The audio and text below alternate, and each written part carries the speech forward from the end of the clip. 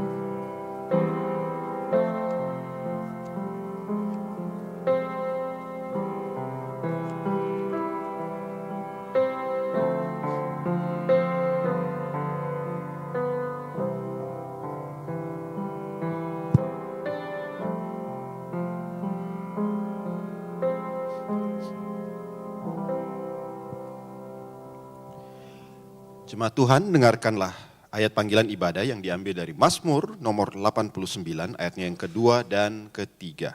Berbunyi demikian. Aku hendak menyanyikan kasih setia Tuhan selama-lamanya. Hendak memperkenalkan kesetiaanmu dengan mulutku turun-temurun. Sebab kasih setiamu dibangun untuk selama-lamanya. Kesetiaanmu tegak seperti langit. Bapak Ibu sekalian, kita ingin merayakan dan ingin memproklamirkan akan kebaikan Tuhan, akan kasih setia Tuhan yang begitu besar dalam hidup kita. Saya undang jemaat sekalian, kita akan bersama-sama menaikkan pujian KPPK nomor 66, Besar Setiamu.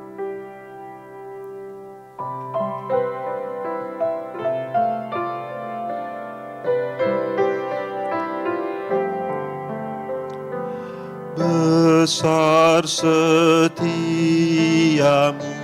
Allah Bapa-Ku, besarlah kasih-Mu yang melimpah.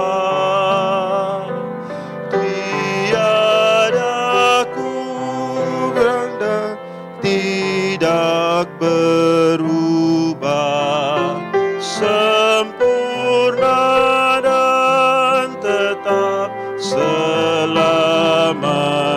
Ayat yang kedua. Musim pun berganti, musim apapun, hari pun berganti, hari baru. Alam semesta dan semua ciptaanmu menyaksikan kasih setiamu. Besar setiamu, besar setiamu, besar setiamu. Tiap pagi berikan rahmat baru, segala yang ku perlu kau sediakan. Besar setiamu kepadaku. Kasih setia Tuhan juga memberikan pengampunan dosa dan damai yang kekal. Pengampunan dosa, beri damai kekal. Kau menghibur dan kau menuntunku. Kekuatan dan pengharapan kelak, kasih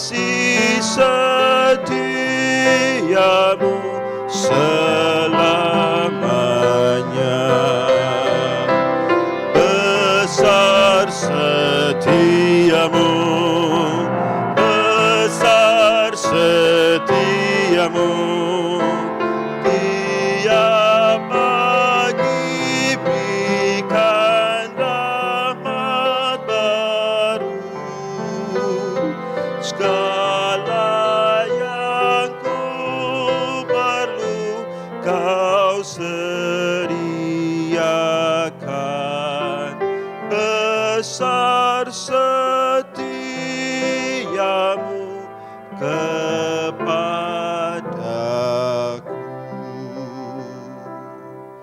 Silakan duduk jemaat sekalian.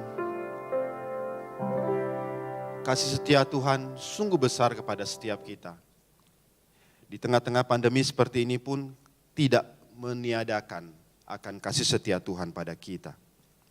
Mari Bapak Ibu sekalian, kita akan bersama-sama datang menghadap hadirat Tuhan untuk mengaku segala dosa dan kesalahan kita. Dengarkanlah firman Tuhan yang terambil dari Mazmur nomor 38 ayat 19, 39 dan 9a.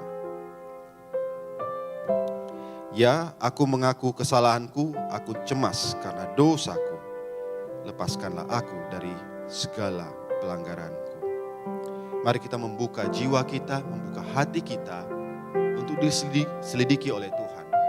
Mari kita mengakui akan segala dosa-dosa dan kesalahan kita kepada Tuhan. Jiwaku terbuka untukmu ya Tuhan.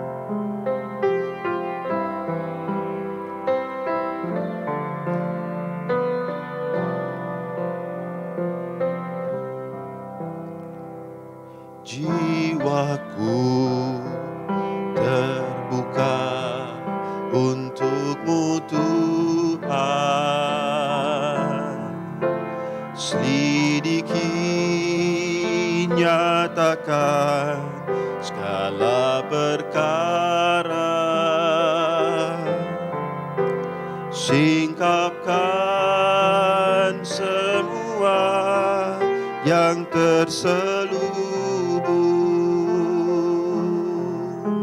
supaya ku layak di hadapan-Mu Tuhan. Jiwaku terbuka, jiwaku terbuka untuk-Mu Tuhan.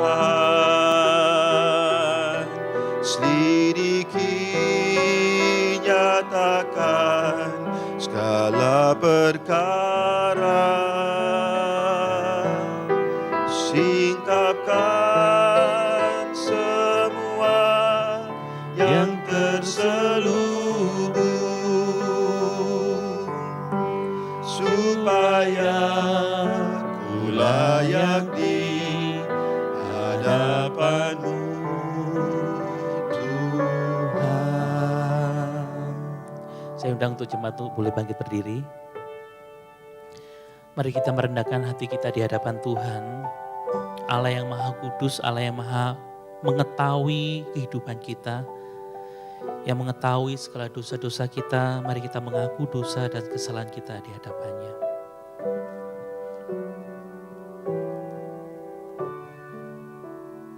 Tuhan, ketika kami menyelidiki diri kami di hadapan-Mu, Engkau melihat kedalaman hati kami Tuhan.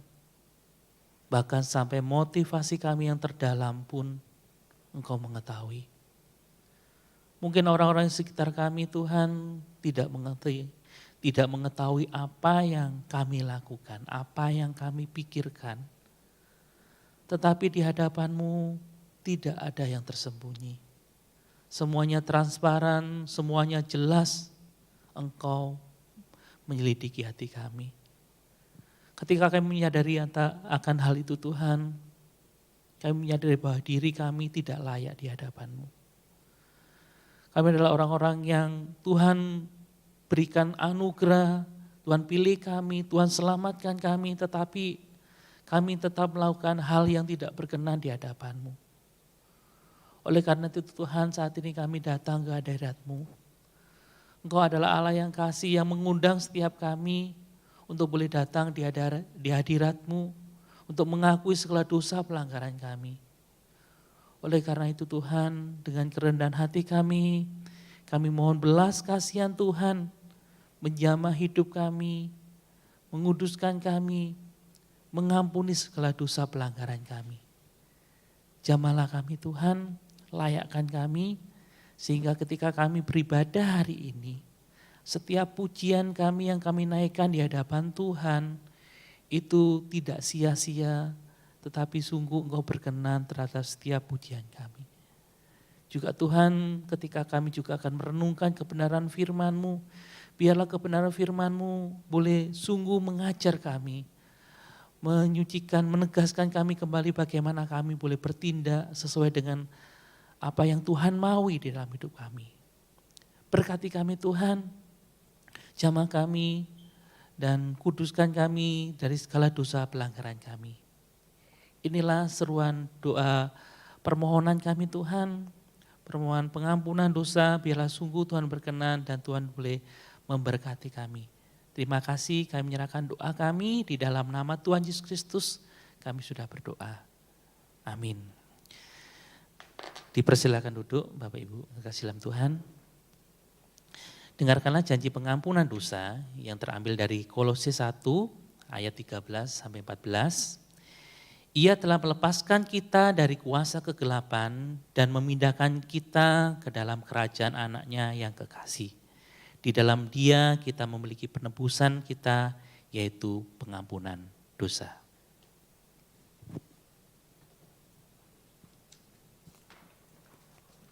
Kita bersyukur untuk pengampunan dosa yang Tuhan telah berikan kepada kita.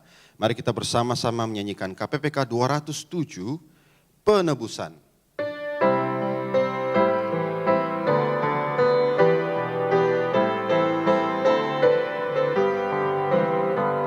Penebusannya ku beritakan karena darah domba Allah.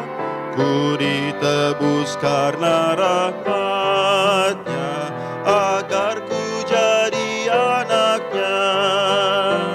Penebusan karena darah domba Allah. Penebusan agar ku jadi anak-Nya. Bait 2. Ku senang karena ya tebusku yang tak dapat ku lukiskan, dan ku tahu penyertaan-Nya, terang-Nya menuntun jalanku. Penebusan karena darah domba Allah. Penebusan agar ku jadi anak-Nya. Penebusan karena darah domba Allah. Penebusan agar ku jadi anak-Nya.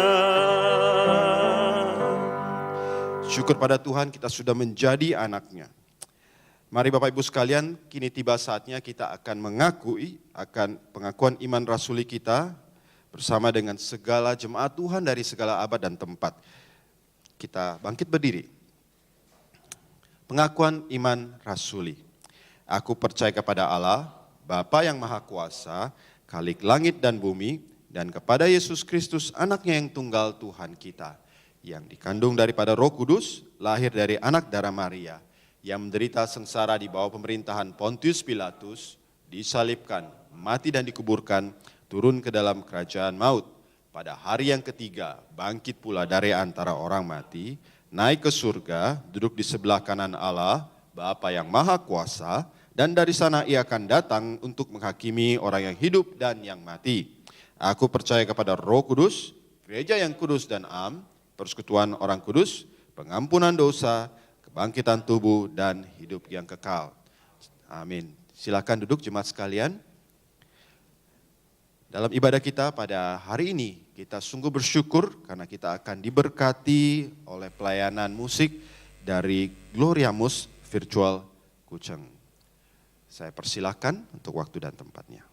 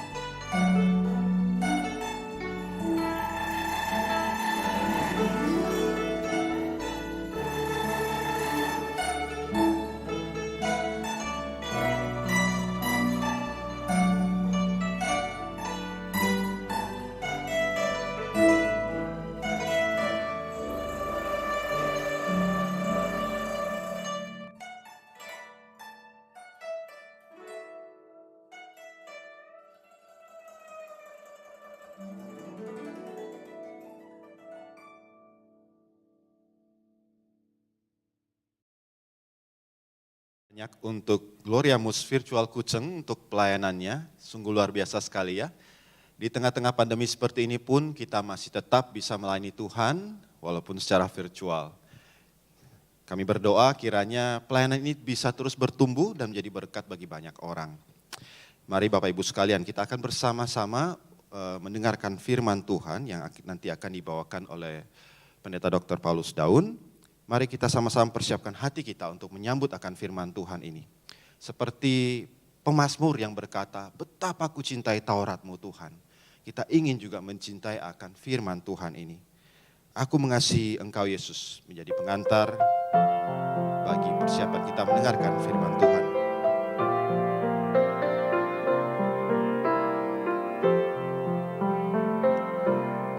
Aku mengasihi Engkau Yesus dengan segenap hatiku. Aku mengasihi Engkau Yesus dengan segenap jiwaku. Ku renungkan firman-Mu siang dan malam. Ku pegang perintah-Mu dan ku lakukan. Engkau tahu ya Tuhan, tujuan hidupku hanyalah untuk menyenangkan. Engkau tahu ya Tuhan, Engkau tahu ya Tuhan, tujuan hidupku hanyalah untuk menyenangkan hati-Mu. Menyenangkan hati-Mu.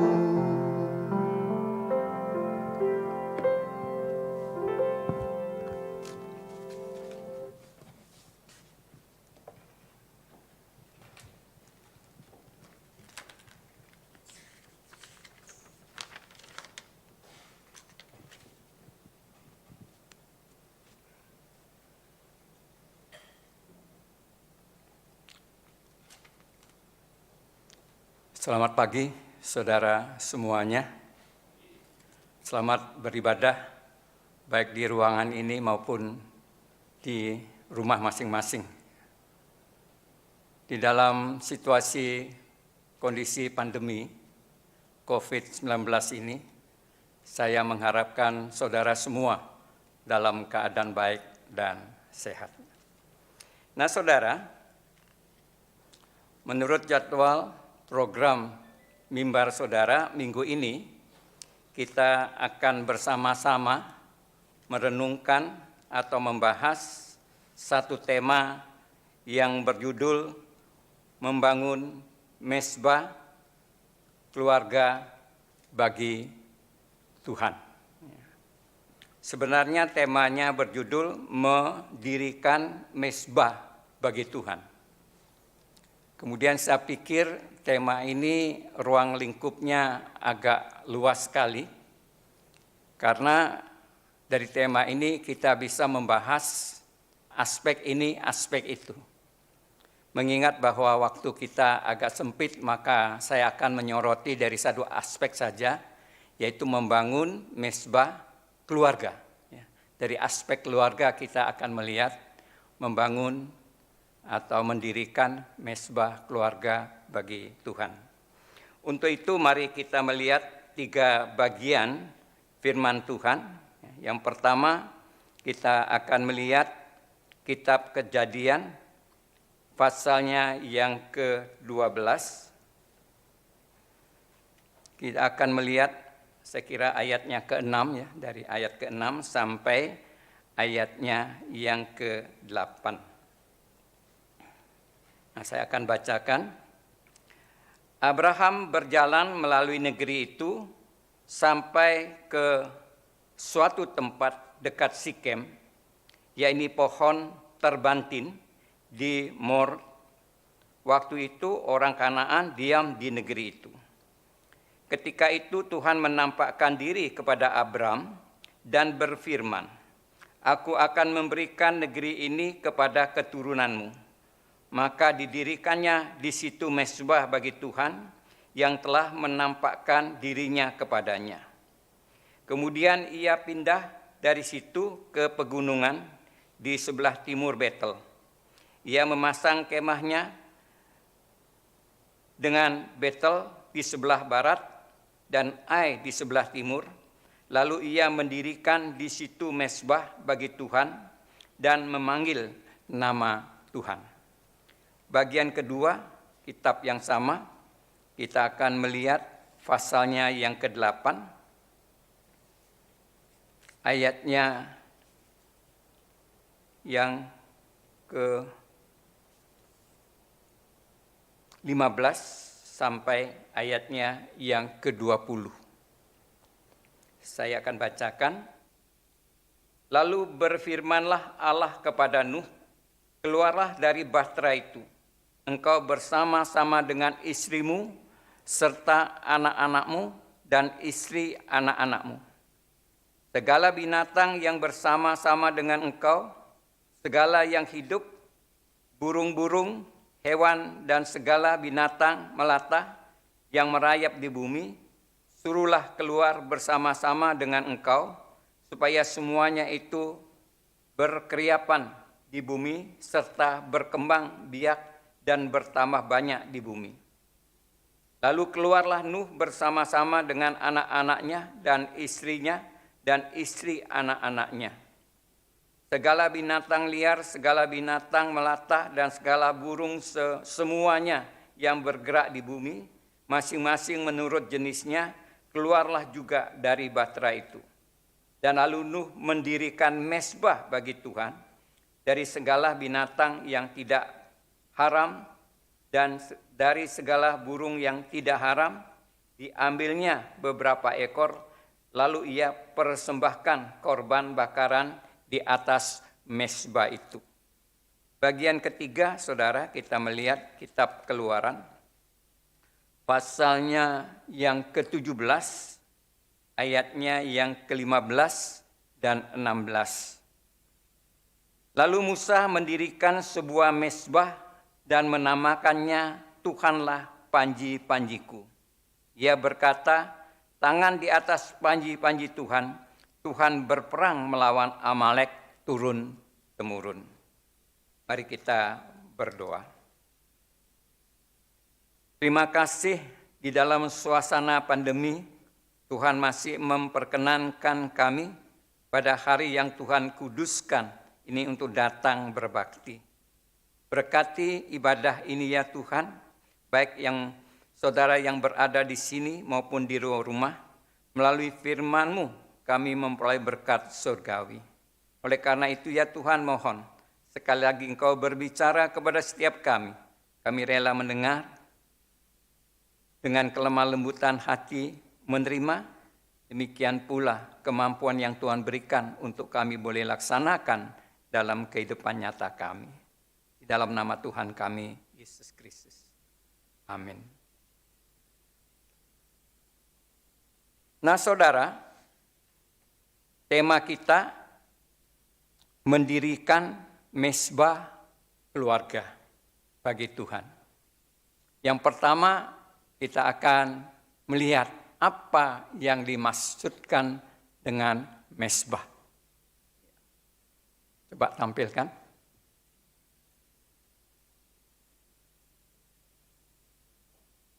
Macet ya? Oh, oke. Nah, kita jangan pakai itulah, ya, enggak usahlah.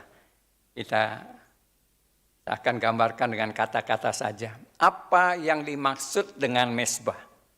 Di dalam Perjanjian Lama kita banyak melihat, ya, Bani Israel dan tokoh-tokohnya mendirikan mezbah bagi Tuhan.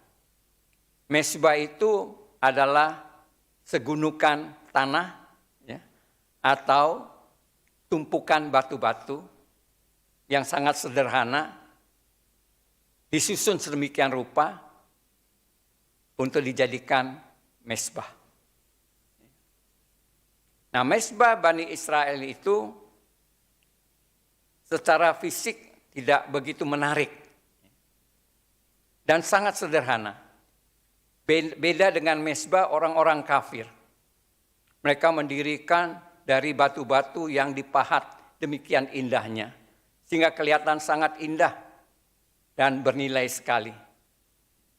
Tetapi yang saudara perlu perhatikan, kita melihat di dalam Alkitab, mezbah yang sangat sederhana, jelek kelihatannya, tetapi di hadapan Tuhan sangat bernilai. Sebab itu Tuhan memberkati mezbah itu. Lain dengan mezbah orang kafir, indah, mahal harganya, tetapi dikatakan Tuhan tidak berkenan dan tidak memberkati. Apa yang menjadi penyebabnya? Penyebabnya adalah mezbah yang sederhana, yang kelihatan tidak begitu menarik, tapi itu diperuntukkan bagi Allah. Sebab itu di mata Allah diperkenankan, diberkati. Sedangkan mezbah yang dibuat oleh orang-orang kafir, walaupun indah, mahal harganya, tetapi bukan diperuntukkan bagi Tuhan, tetapi bagi berhala. Sebab itu Tuhan bukan saja tidak memperkenankan, tidak memberkati, bahkan Tuhan membenci akan perbuatan mereka. Nah saudara, setelah kita mengetahui apa yang dimaksudkan dengan mezbah, nah, kita lebih lanjut memikirkan untuk apa mezbah ini. Buat apa Bani Israel dan tokoh-tokohnya sering membuat mezbah ini? Apa kegunaannya? Nah saudara, dari kegunaannya baru kita akan melihat betapa pentingnya, bernilainya mezbah ini. Apa fungsinya, kegunaannya? Nah saudara, dari bagian pembacaan kita tadi, yang pertama yaitu di dalam kitab Kejadian. Di sana menceritakan Allah memanggil Abram yang kemudian menjadi Abraham untuk meninggalkan negaranya, bangsanya. Karena apa? Karena di sana pekat dengan penyembahan berhala. Allah tidak menginginkan Abram berada di tempat yang demikian. Sebab itu Allah memanggil dia keluar dari tempat penyembahan untuk pergi ke suatu tempat. Walaupun Abraham pada waktu itu tidak tahu tempat apa itu. Tapi dengan iman dia berjalan pergi. Dan dari bagian pembacaan kita tadi, kita bisa melihat Abraham tatkala melakukan perjalanan menuju ke tanah yang Tuhan janjikan, dia sampai ke satu tempat, berhenti bermalam, sampai ke satu tempat berhenti bermalam, dan dikatakan setiap kali dia sampai ke suatu tempat, dia bukan saja mendirikan kemah, tetapi dia juga mendirikan mezbah. Nah, mengapa saudara? Kalau kita memperhatikan bagian ayat yang kita baca tadi, di sana dikatakan dia mendirikan mezbah untuk apa? Untuk berbicara kepada Tuhan, untuk menghampiri Tuhan. Dengan kata lain, bagian firman Tuhan ini memberitahukan kepada kita fungsi daripada mezbah itu adalah sebagai sarana untuk mendekatkan diri kita kepada Tuhan. Atau dengan kata yang sederhana, mezbah itu sebagai sarana untuk beribadah kepada Tuhan. Ini peranan yang pertama, dan yang kedua, yang terdapat di dalam Kejadian pasalnya yang ke-8. Di sana menceritakan peristiwa Kejadian 7, di sana menceritakan peristiwa air bah. Kemudian pasal yang ke-8 menceritakan usainya bah itu. Nuh bersama dengan keluarganya turun dari Bahtera ke tempat yang kering.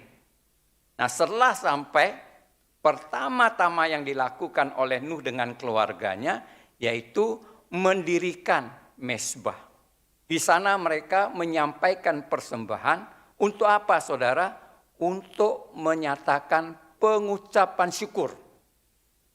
Karena di dalam peristiwa air bah itu, semua manusia binasa, hanya dia bersama keluarganya diselamatkan. Nah, di dalam rangka itulah maka mereka mendirikan mezbah untuk apa? Untuk pengucapan syukur. Nah, itu yang kedua yang kita lihat, sarana, fungsi daripada mezbah itu.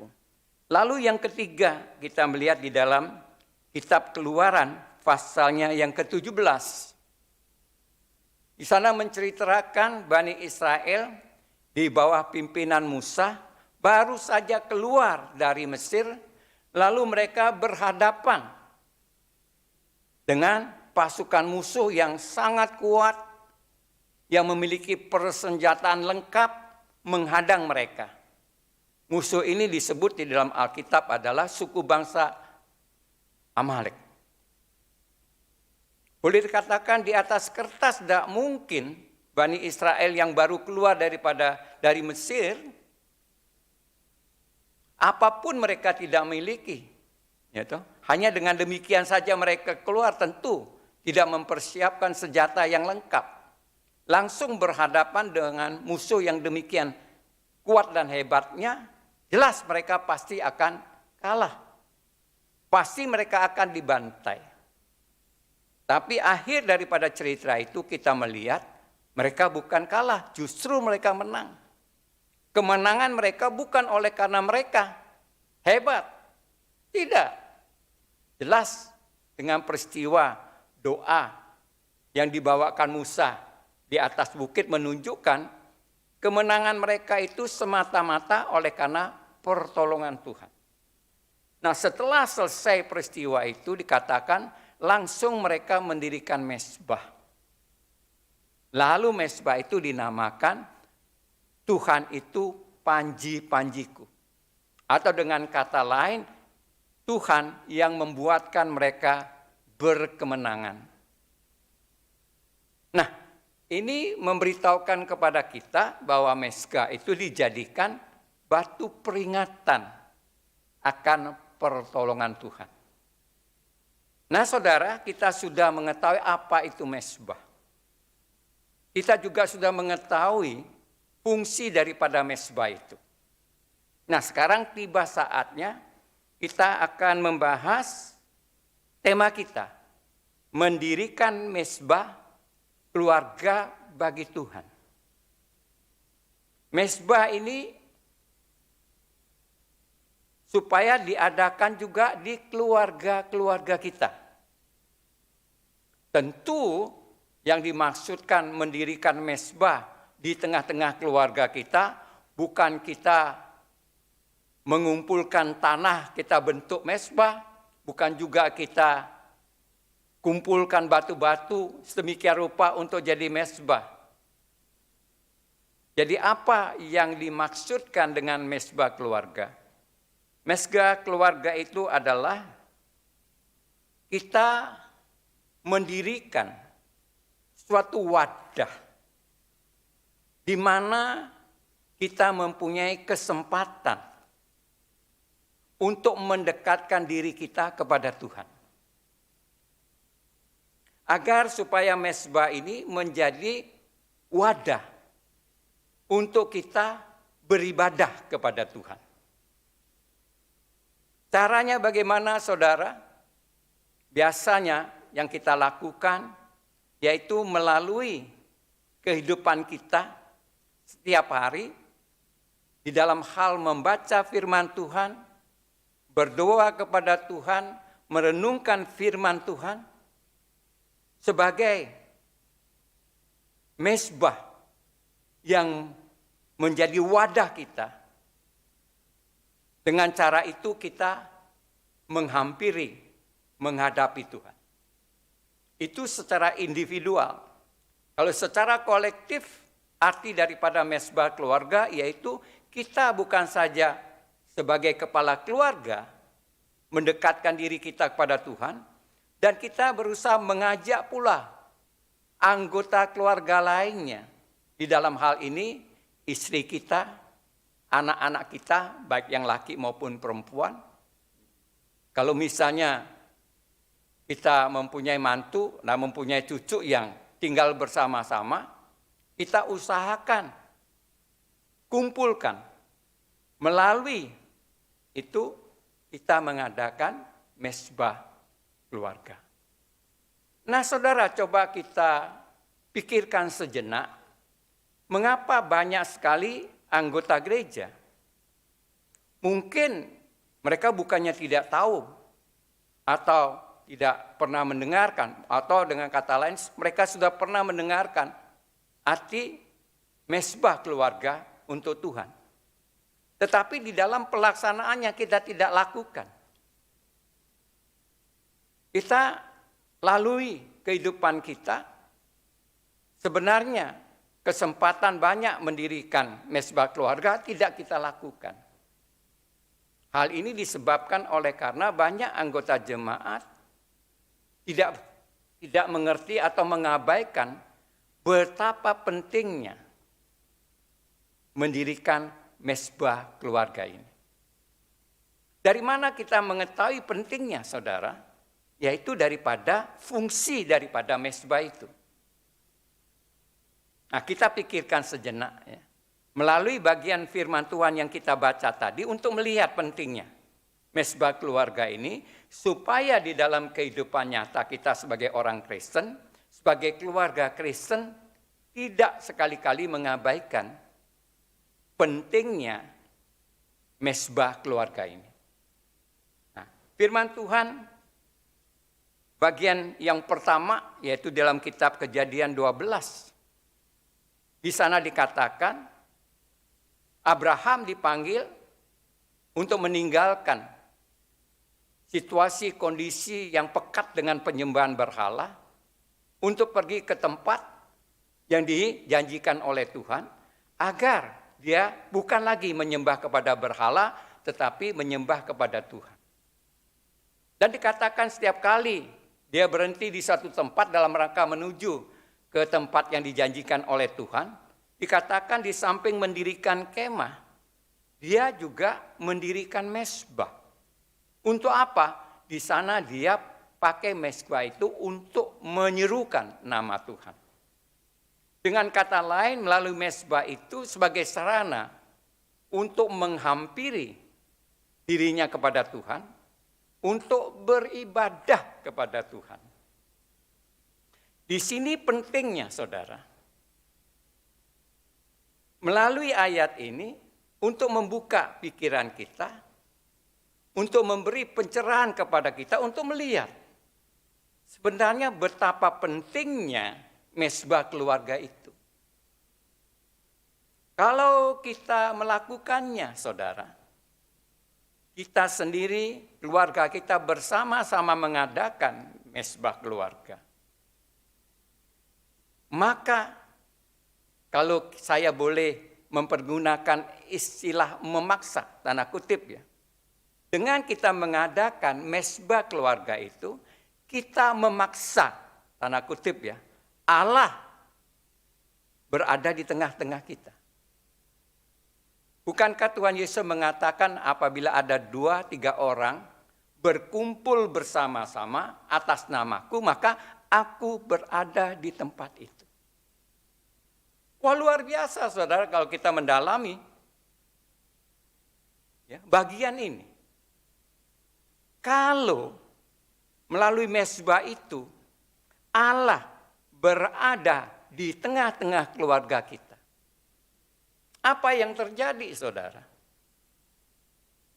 Yang terjadi yaitu kita akan menikmati berkat-berkat yang luar biasa yang akan diberikan Tuhan kepada kita.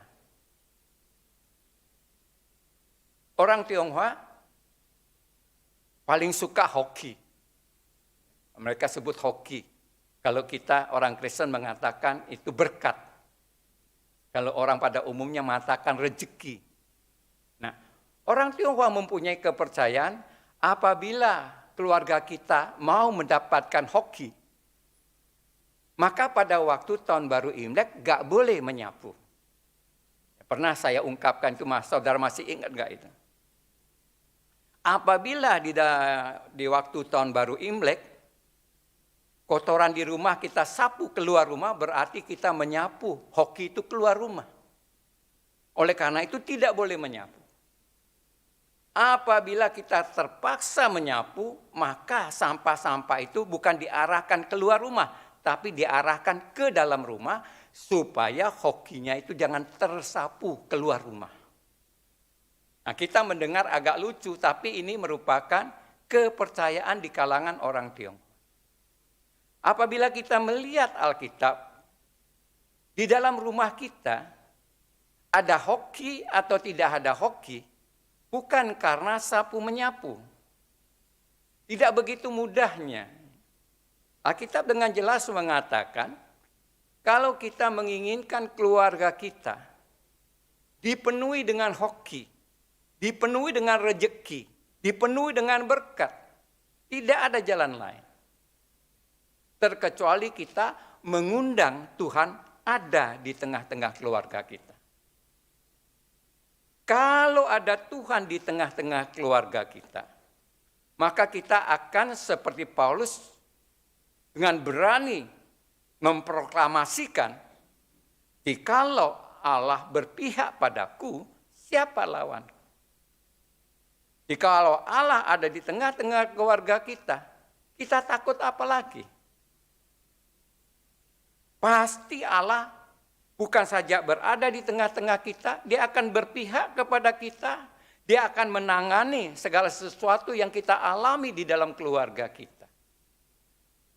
Ini bukan berarti dengan adanya Tuhan di tengah-tengah keluarga kita, semuanya berjalan baik, semuanya berjalan lancar. Kalau berusaha pasti untung, nggak pernah rugi. Bukan demikian. Dengan adanya Tuhan di tengah-tengah keluarga kita, kebahagiaan belum tentu diberikan oleh Tuhan dalam bentuk materi, tapi dalam bentuk hal yang lainnya yang lebih berharga.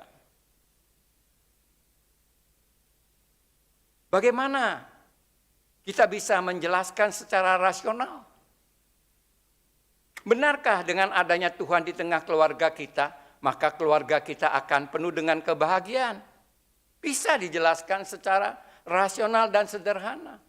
Apabila Tuhan ada di tengah-tengah keluarga kita, berarti di dalam hati suami ada Tuhan, di dalam hati istri ada Tuhan, di dalam hati anak-anak, cucu, semuanya ada Tuhan. Saya bertanya, berani enggak anggota keluarga itu di dalam kehidupan nyata mereka? Tentu di rumah baik, belum tentu di luar rumah. Tapi dengan adanya Tuhan dalam hati mereka masing-masing, baik tatkala mereka ada di rumah, di kantor, di sekolah, di mana-mana saja, pasti mereka tidak berani melakukan hal-hal yang tidak diperkenankan oleh Tuhan. Mengapa banyak sekali rumah tangga berantakan? Suami sudah punya istri demikian cantiknya masih berselingkuh. Dan sekarang lebih hebat saja, lebih hebat lagi. Bukan suami, istri pun tidak mau ketinggalan. Mereka juga melakukan perselingkuhan, hancur keluarga itu. Mengapa saudara? Hanya satu, tidak ada Tuhan. Kalau ada Tuhan, pasti mereka tidak berani melakukan hal itu.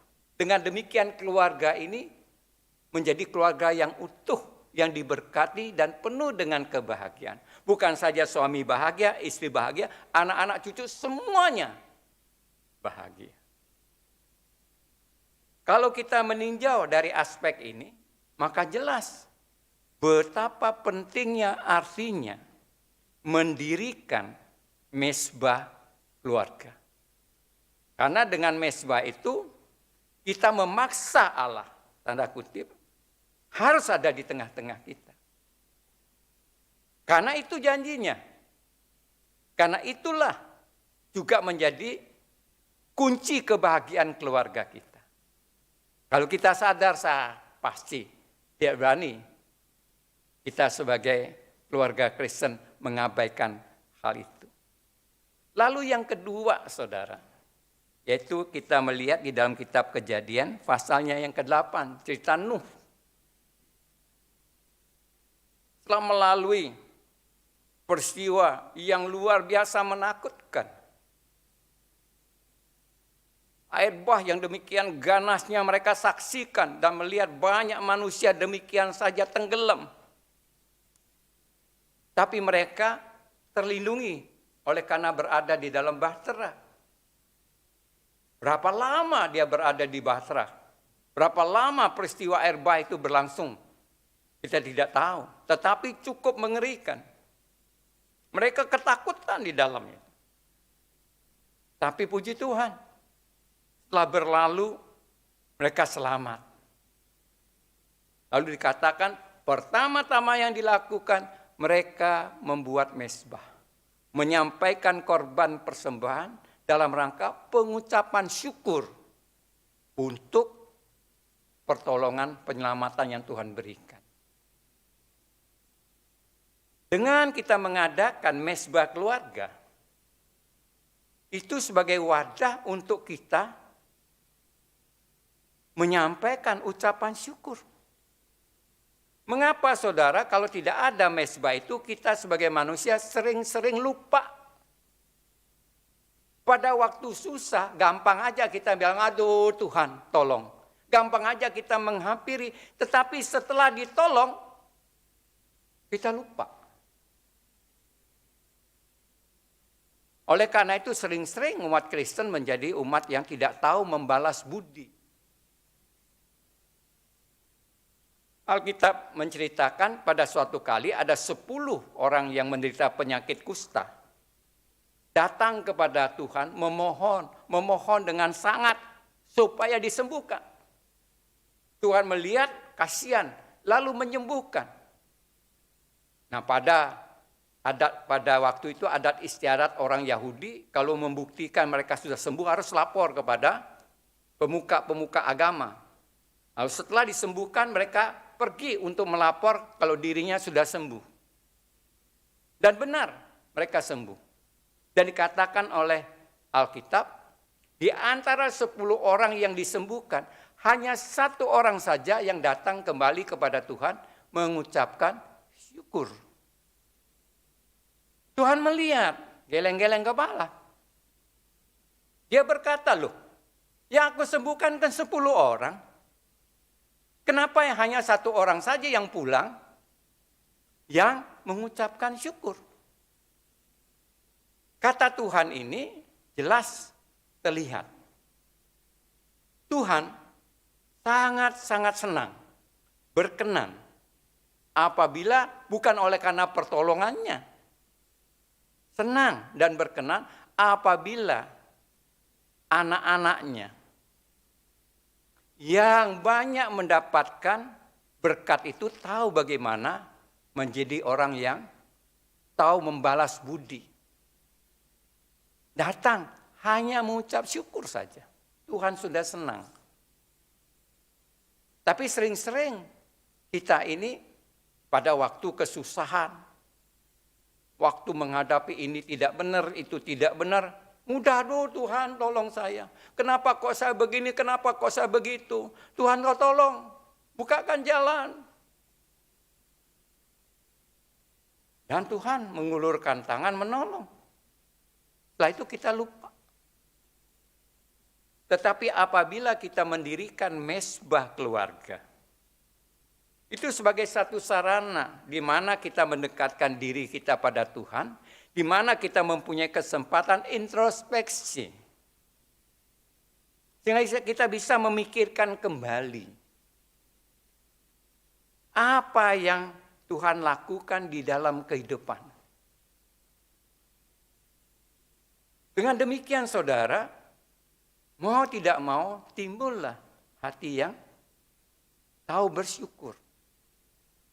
Itu akan mendorong kita di dalam kehidupan nyata kita sebagai orang Kristen walaupun menghadapi banyak sekali cobaan, ujian ini dan itu. Bukan menyebabkan kita itu lari daripada Tuhan, meninggalkan Tuhan, melainkan lebih mendekatkan diri pada Tuhan. Karena apa saudara? Karena kita memikirkan apa yang kita berbuat untuk Tuhan dengan apa yang Tuhan lakukan untuk diri kita. Kalau kita perhitungkan apa yang kita lakukan untuk Tuhan, tidak ada apa-apanya. Tatkala kita menghadapi ini, menghadapi itu, aduh Tuhan saya seperti mau mati.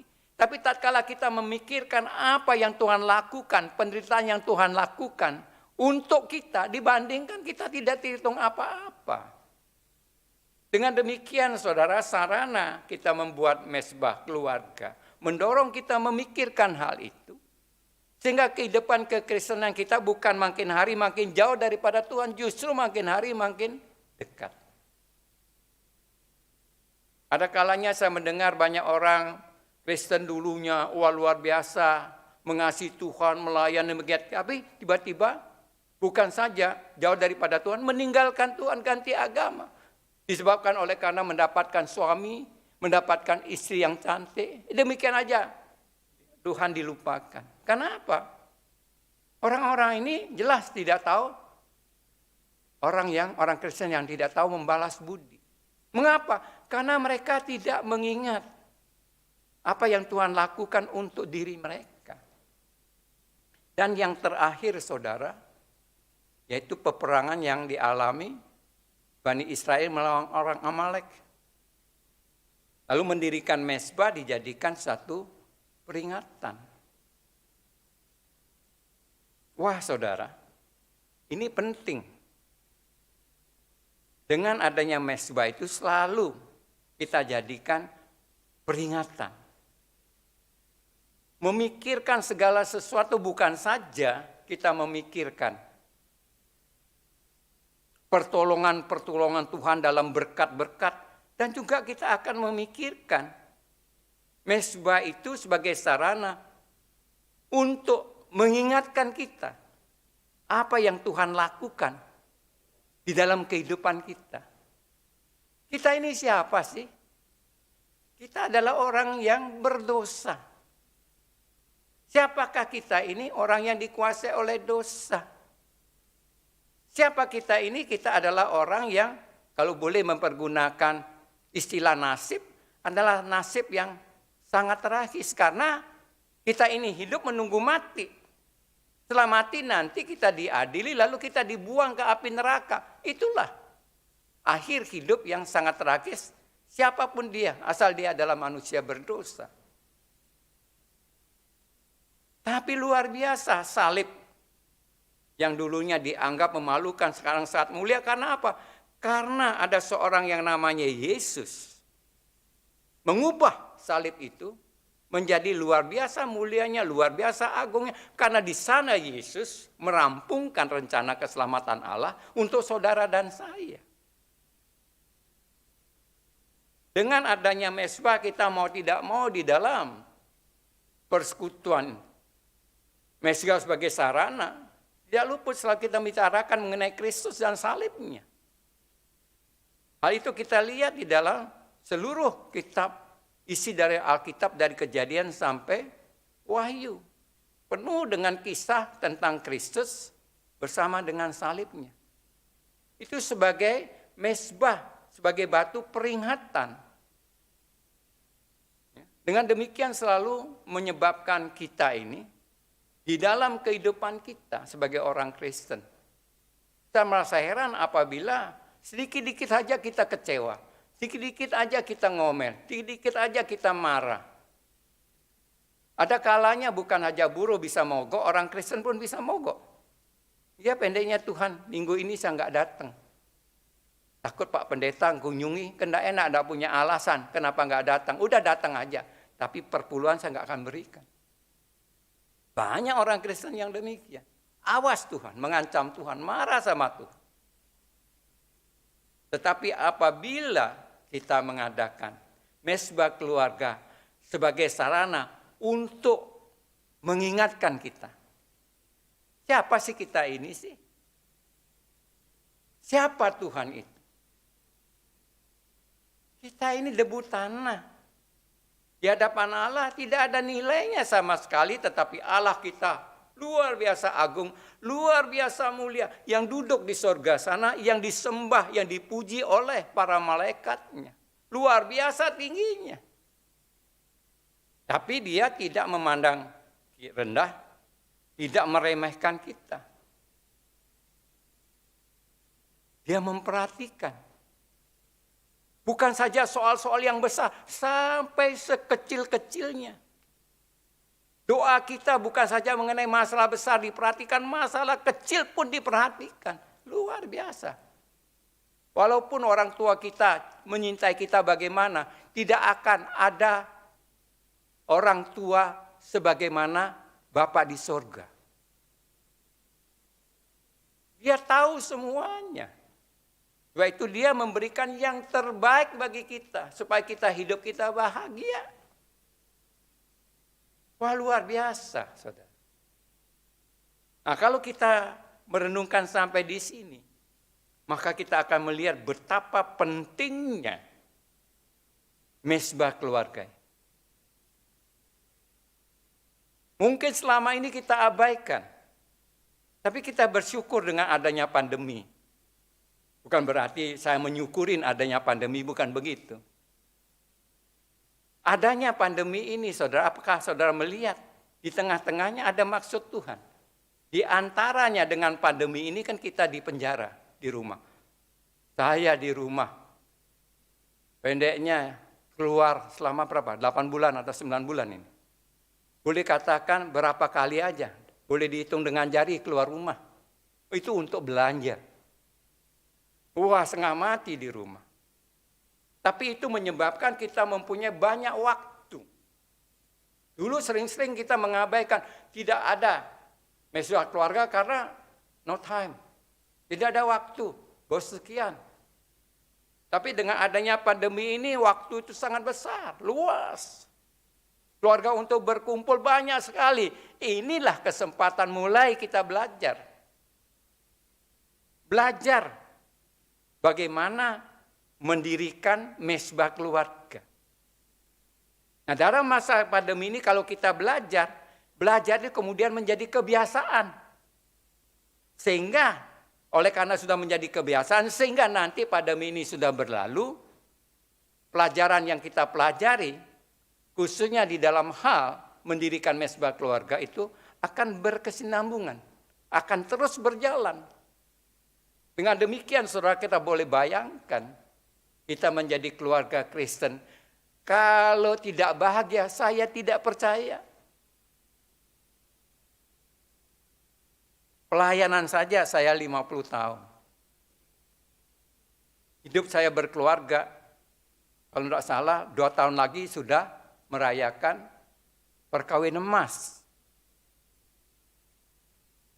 Wah, di dalam masa itu saudara bukan berarti hidup saya itu tenang.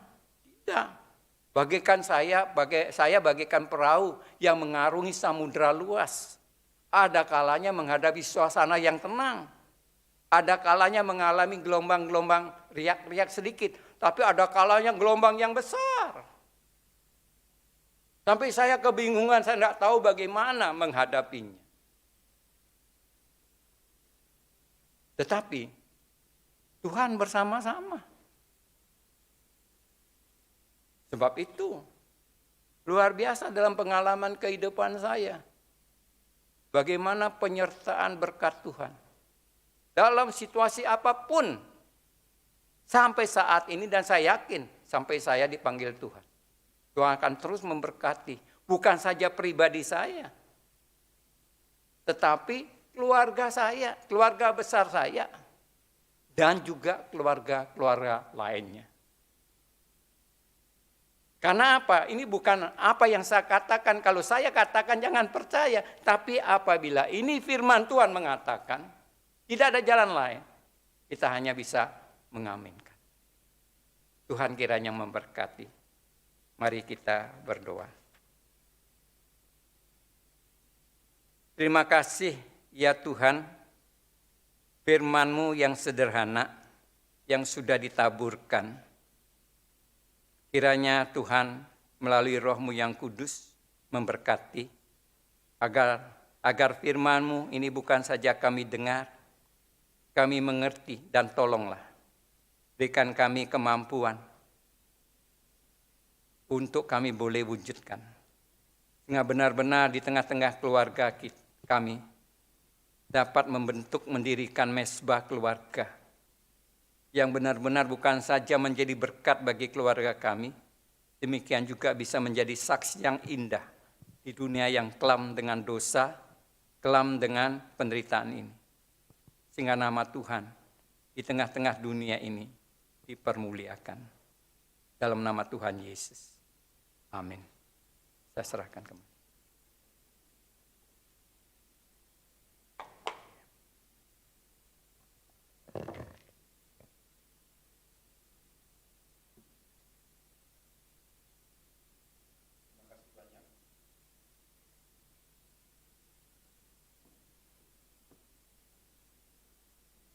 Terima kasih banyak kepada Pendeta Paulus Daun yang sudah membagikan firman Tuhan kepada kita.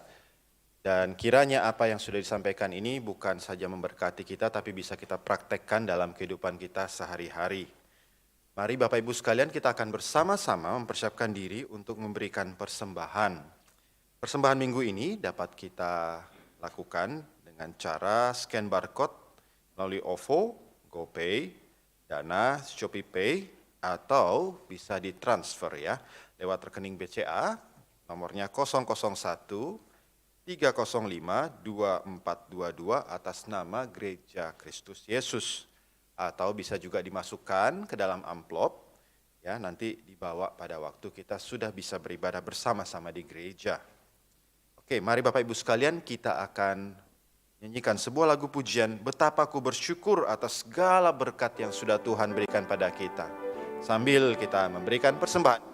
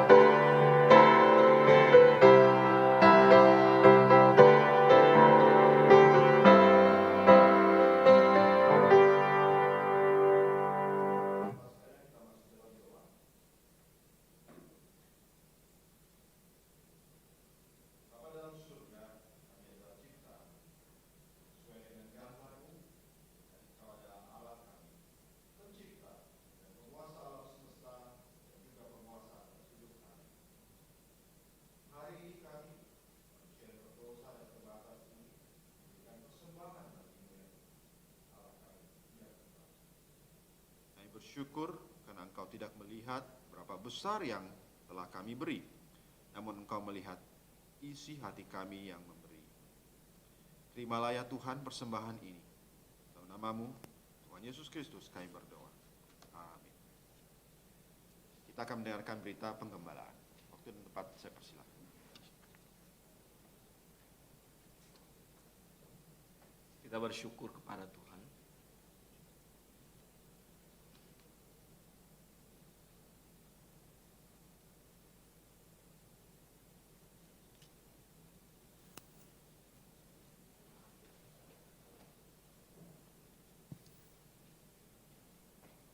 Kita bersyukur kepada Tuhan.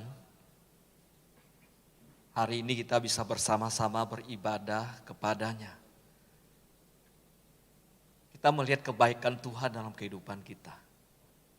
Dalam hari-hari yang sudah kita lewati, dan kita sudah memasuki bulan November, dan sebentar lagi kita akan meninggalkan tahun ini. Kebaikan Tuhan telah menyertai kita dalam sepanjang tahun ini. Dan biarlah hati kita senantiasa penuh dengan syukur kepada Tuhan kita. Saya mewakili hamba Tuhan, majelis, mengucapkan terima kasih kepada Pendeta Paulus Daud yang sudah menyampaikan firman Tuhan kepada kita. Biarlah kita sebagai anak-anak Tuhan boleh senantiasa ingat akan pesan-pesan firman Tuhan. Bahwa dalam kehidupan kita, keluarga kita, senantiasa kita bawa kepada Tuhan. Ada beberapa hal yang saya sampaikan bagi saudara sekalian. Yang pertama adalah Selah with Christ, Komisi Pemuda dan Bidang Misi GKI Karawaci akan mengadakan Selah with Christ pada Sabtu 28 November jam 5 sore via YouTube dan Zoom. Tanggal 14 dan tanggal 21 November akan mengadakan Pra-Selah with Christ via YouTube dan Zoom. Dan kami sangat mengundang untuk para mahasiswa, youth, anak-anak muda bisa bergabung bersama di dalam acara Selah with Christ. Mereka membutuhkan waktu penantian di hadapan Tuhan, bertemu dengan Tuhan, sehingga hidup mereka diubahkan oleh Tuhan. Kemudian kedua, Sabtu 14 November, ada persekutuan Komisi Pasutri via Zoom juga. Waktunya pukul 19 malam. Temanya adalah karakter ditanamkan, kehidupan diubahkan, yang akan disampaikan oleh Bapak Rizal Badudu dan Ibu Rina Badudu. Zoom meetingnya itu ada dan bisa saudara lihat, termasuk juga paskotnya. Mengundang seluruh pasutri untuk bisa bergabung bersama di dalam persekutuan ini. Kita merindukan bahwa suami istri pasutri di GKI Karawaci bisa bersama-sama bertumbuh sebagai suami istri dan dalam keluarga. Kemudian kami juga mengingatkan kita semua bahwa setiap Rabu ada kebaktian doa secara online. Kami sangat mengundang bahwa kebaktian doa yang kita adakan di tengah minggu bisa sekali lagi membawa hati hidup kita datang bertemu dengan Tuhan, kita berdoa kepadanya. Dan saya mengundang saudara sekalian bisa meluangkan waktunya untuk berdoa bersama-sama. Kemudian yang terakhir, bagi jemaat yang mempunyai pergumulan, yang membutuhkan pelayanan doa secara online, silakan menghubungi HP gereja atau menghubungi hamba Tuhan untuk mendapatkan pelayanan. Di tengah pergumulan, di tengah situasi yang sulit ini, kita membutuhkan banyak waktu untuk berdoa, untuk saling mendukung satu dengan yang lain. Kita merindukan supaya dengan dukungan-dukungan ini kita bisa tetap melewati masa-masa yang sulit. Saya mengundang jemaat berdiri, kita akan mengakhiri kebaktian pada hari ini, kembalilah ke dalam kehidupan sebagai seorang murid Kristus, taatilah firman dan bersaksilah bagi Tuhan, kuatkanlah yang lemah dan bantulah yang kekurangan. Kasihlah dan layanilah Tuhan dengan segenap hatimu. 回到你身为基督门徒的生活中，遵从主道，为主做见证，兼顾软弱的，帮助缺乏的，全心全力爱主，侍奉主。Doxologi. Puji Allah Bapa Putra, puji Allah Roh Kudus, ketiganya yang esa. Pohon selamat sumber berkat.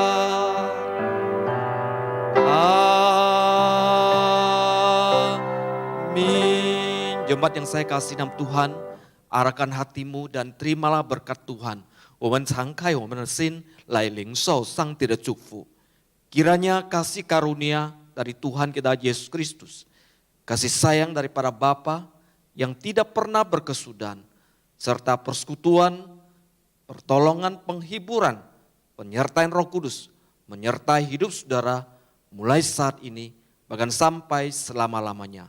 但愿主耶稣基督的恩惠、天父无限的慈爱、圣灵的感动与交通，常与你们同在，从今时直到永永远远。阿门。阿门。阿门。阿门。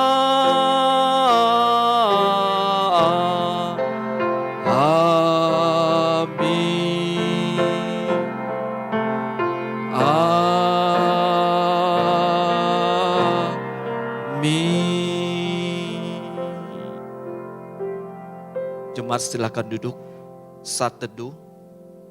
Kebaktian kita sampai di sini. Selamat hari Minggu, Tuhan Yesus memberkati. Amin.